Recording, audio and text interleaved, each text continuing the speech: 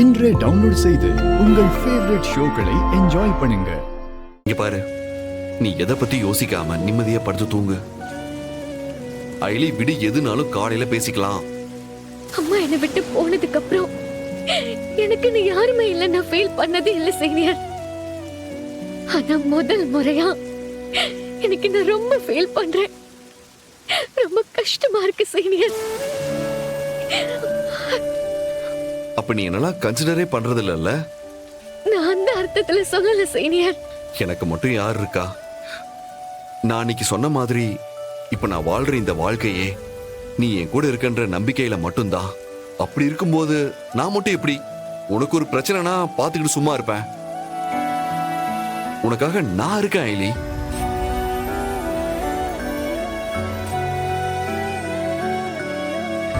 இதுக்கப்புறம் நீ என்ன யோசிச்சாலும் உனக்காக நான் இருப்பேன். நான் இருக்கன்றத மனசுல வச்சுக்கிட்டு நீ யோசி.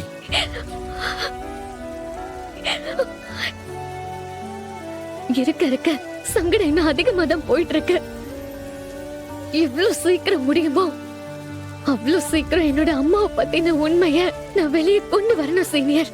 இங்க பாரு அயலி, எனக்கும் அதே தான் தோணுது. அதுக்கு இப்போதைக்கு நம்ம கிட்ட இருக்கிற துருப்பு அந்த வர்மா தான். அவனை எப்படியாவது பிடிச்சா அதுக்கப்புறம் என் அம்மா மேல எந்த தப்பும் இல்லைன்னு நான் ஈஸியா நிரூபிச்சிருவேன். அதுக்கு அந்த ப்ரூஸ்ல எங்க இருக்கான்னு முதல்ல நாம கண்டுபிடிக்கணும். அவன் இன்னும் அந்த வீட்ல தான் இருக்கணும். கண்டிப்பா அவன் நம்ம கிட்ட மாட்டுவான். அதுக்கான நேரத்துக்கு தான் நான் வெயிட் பண்ணிட்டு இருக்கேன். சரி சரி அயலி, அதெல்லாம் விட எதா இருந்தாலும் காலையில பேசிக்கலாம். நீ முதல்ல படுத்து தூங்கு.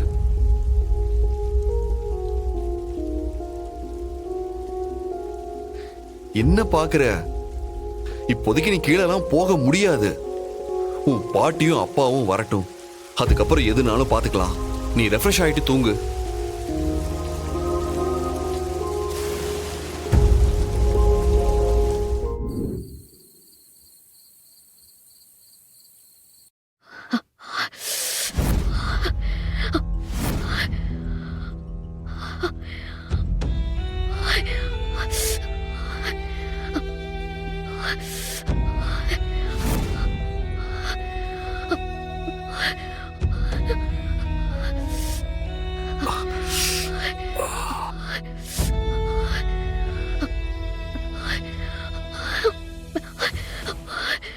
என்ன ஐலி?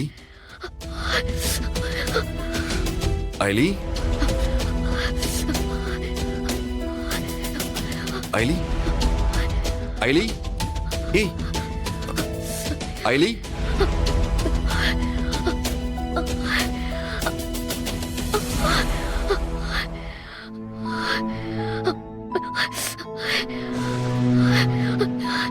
இரு. ஐலி, என்னாச்சு? உடம்பெல்லாம் இப்படி நடுங்குது? உனக்கு ஃபீவர் வேற அடிக்குது. ஏய், நீ வா, நம்ம ஹாஸ்பிடல் போலாம். வேணாம் சீனியர், சரியாயிடும், பாத்துக்கலாம். ஏய், என்ன சரியாயிடும்? ஐலி, ஃபீவர் ரொம்ப சிவியரா இருக்கு. நீ முதல்ல கிளம்ப, ஹாஸ்பிடல் போலாம், வா. ஐலி, சொல்றேன்ல, வா போலாம், வா. சீனியர், வா ஐலி, வா. மெல்ல பாத்து வா. வா.